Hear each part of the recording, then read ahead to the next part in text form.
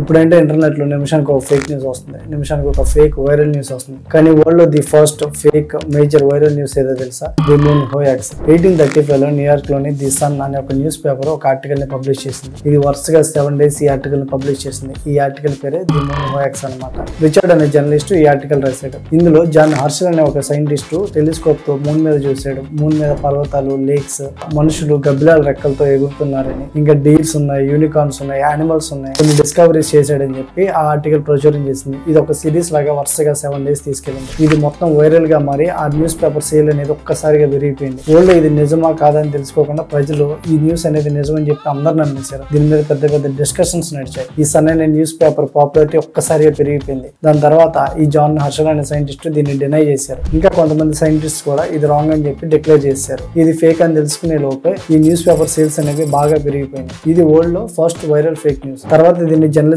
Books లో కూడా add చేశారు ఒక లెసన్ లాగా. ఇలాంటి మరిన్ని వీడియోస్ కోసం ప్లీజ్ సబ్స్క్రైబ్ అవర్ ఛానల్.